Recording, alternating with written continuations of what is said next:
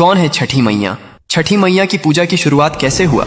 जब सृष्टि की शुरुआत हुई तब ब्रह्मा जी ने अपने कमंडल से जल उंडेला और सृष्टि का निर्माण प्रारंभ किया, लेकिन सृष्टि अधूरी थी। पुरुषों के बिना स्त्री शक्ति का अभाव था। ब्रह्मा जी ने स्वयं को 2 भागों में विभाजित कर लिया, एक पुरुष भाग जो सृष्टि का आधार बना और दूसरा स्त्री भाग जो प्रकृति देवी के रूप में प्रकट हुई। यह प्रकृति देवी ही सृष्टि की अधिष्ठात्री थीं, जिन्होंने स्वयं को 6 भागों में विभाजित कर लिया। इन 6 भागों को षड्मातृकाएं कहा जाता है, लेकिन छठी मैया का स्वरूप इनसे अलग और विशेष था। वे ब्रह्मा जी के मन से उत्पन्न हुई। मार्कंडेय पुराण में स्पष्ट उल्लेख है कि सृष्टि के 6ठे दिवस पर ब्रह्मा जी ने उन्हें जन्म दिया ताकि वे संतान की रक्षा का दायित्व संभालें। ब्रह्मा जी के मन से उत्पन्न हुई, इसलिए मानस पुत्री कहलाती हैं। ब्रह्म वैवर्त पुराण में बताया गया है, जहाँ छठी मैया को सूर्य देव की बहन बताया गया है। सूर्य देव ने अपनी बहनों की रक्षा के लिए छठी मैया को विशेष शक्ति प्रदान की। कथा के अनुसार जब सूर्य देव अपने रथ पर सवार होकर आकाश में विचरण कर रहे थे तो राक्षसों ने देवलोक के बच्चों को नुकसान पहुंचाना शुरू कर दिया। सूर्य देव ने अपनी छोटी बहन